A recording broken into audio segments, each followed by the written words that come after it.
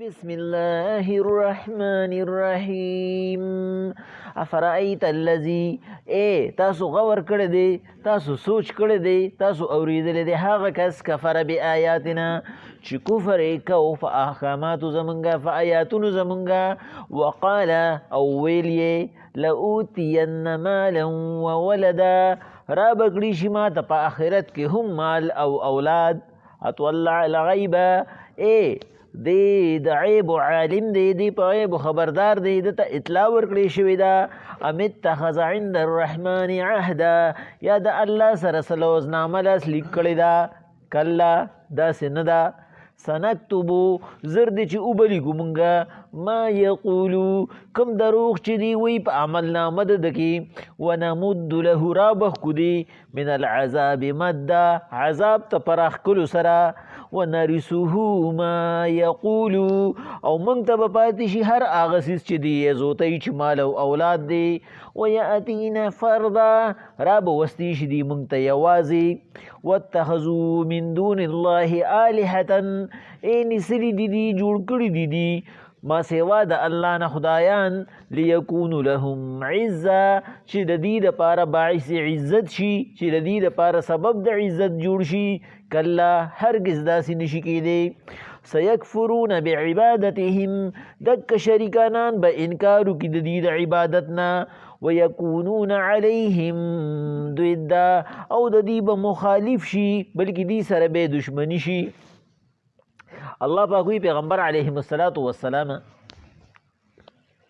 څه خلق، څه انسانان، څه مخلوق زما، هغه د شیطان داسې په خپل تار باندې راړولي، دا شیطان په هغې کې داسې ورننوتي لکه څنګه چې پیغمبر علیه السلام وی دا شیطان په دې انسان کې داسې ګرځي لکه د وینې په شان، ځکه چې د خو جسم نشته، دله الله پاک دا قوت او طاقت ورکړی دی چې دی لکه د وینې په شان دی. د هغې نه مقصد دا دی دومره زیات کمانډ یي پکې، لکه څنګه چې انسان کې وینه ګرځي نو انسان ژوندي، دقه شان چې کوم دی د انسان نه جدا کېږي نه.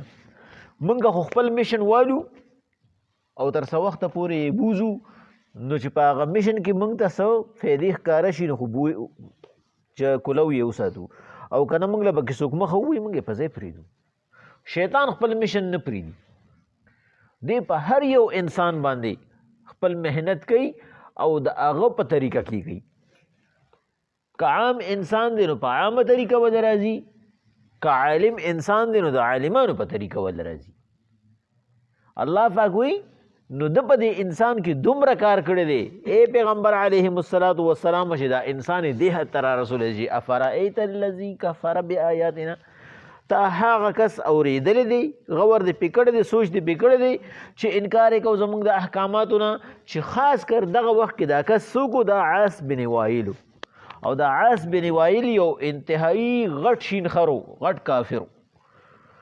حضرت حباب بن ارت رضی الله تعالی عنه مسلمانو او لوارو، هغه باندې یې توره جوړه کړې وه، نو هغه تېنه څه موده پس د تورې پیسې وغوښتې.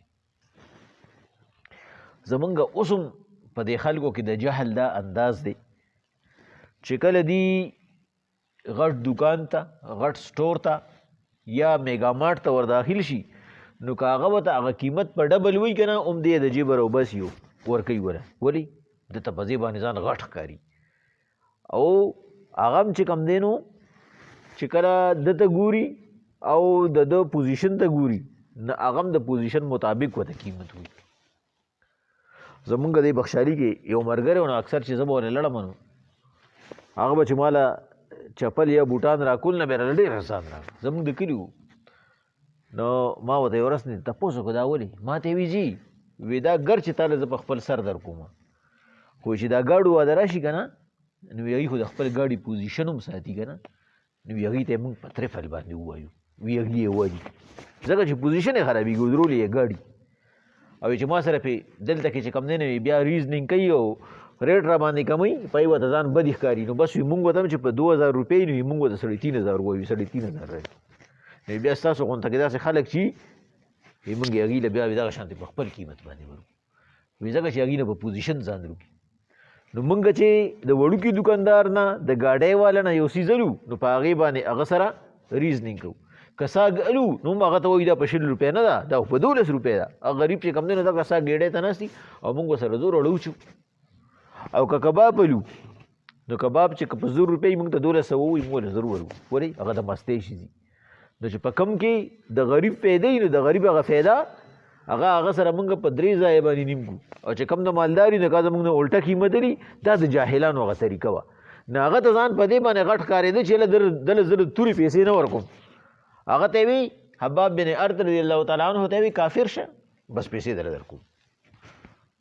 نو محمد علیه السلام نه انکار وکړو، الله پاک نه انکار وکړو.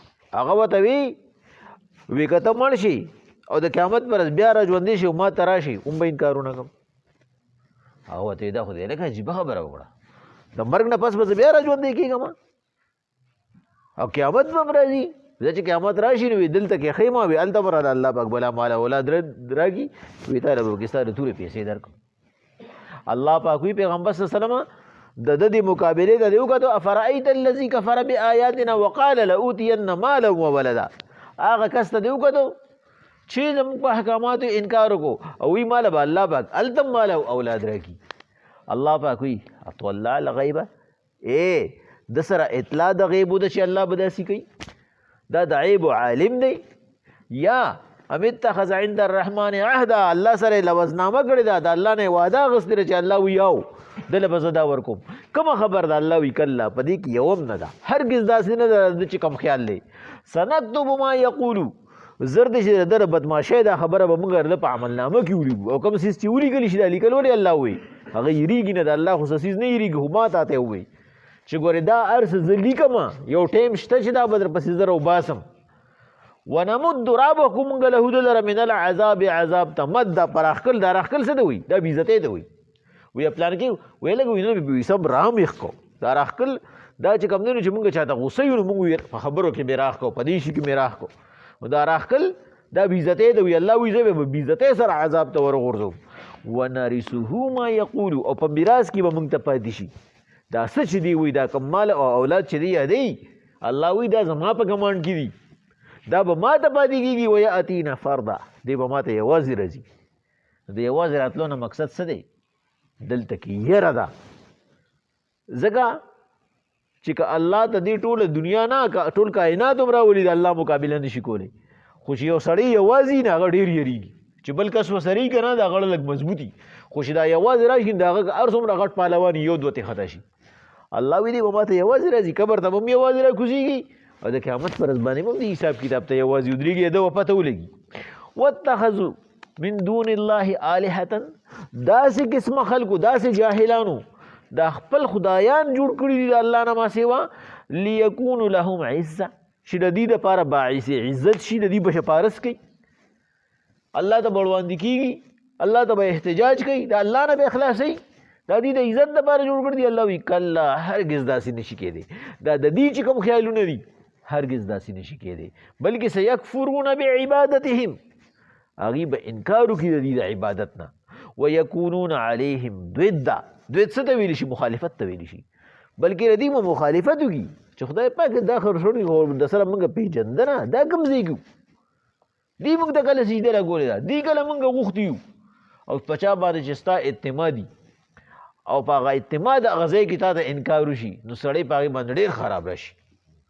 نو الله پاک وایي ویکونون علیهم ضدا یوازې هغوی به د دې د عبادت نه انکار ونه کړي بلکې د دې به مخالف شي او دې سره به دشمني شروع کړي چې ستاسو د لاسه نن الله پاک موږ له به عذاب راکړي چا له به عذاب ورکړي. الله وایي دا نور او دا سپوږمۍ به په جنت کې نه موږ په بده رزم خبره کړې وه دا به ولې نه ځکه چې د دې کفارو او د دغه عبادت ګزارو د سپکوالي دپاره به الله پاک دا مو سره په دوزخ کې ورغورځوي چې تاسو خلاصوئ دي به تاسو خلاصوي دي د ځان خلاص کړي دا خو زما مخلوقو نو الله پاک وایي په دې وجه دي چې څوک هم شریکانان جوړ کړي دي نو یکونون علیهم ضدا اب د دې مخالفت کوي بلکې دشمنان به جوړ شي د دې نه به انکار وکړي وایي به خدای پاکه د دې د سزا سیوا په دې کې چې دې په خپل جهل کې موږ هم ورسره شامل کړو. بسم الله الرحمن الرحيم أفرأيت الذي كفر بآياتنا وقال لأوتين مالا وولدا ایتا هغه کس ته سوچ کړی دی چې انکار کوي زمونږ د احکاماتو نه وایي ماله به الله په آخرت کې هم مال او اولاد راکړي اطلع الغیبه دې مطلع دی په غیبو باندې ام اتخذ عند الرحمن عهدا الله سره لوس کړی دی کله هرګز داسې نه ده سنکتب ما یقول زر دې چې د وینا به موږ په عمل نامه کې ولیکو ونمد لهم من العذاب مدا او موږ به عذاب تراخ کو ونرثه ما یقول او د مال او اولاد به موږ ته میراث کې پاتې شي ویاتینا فردا او دې به یوازې راشي واتخذوا من دون الله آلهة دي د خدایان د دې دپاره نیسلي دي لیکونون لهم عزا چې د دې دپاره د عزت سبب جوړ شي کله هرګز نه سيكفرون بعبادتهم دی به انکار کی د دې د عبادت نه ويكونون عليهم ضد او د دې مخالف به جوړ شي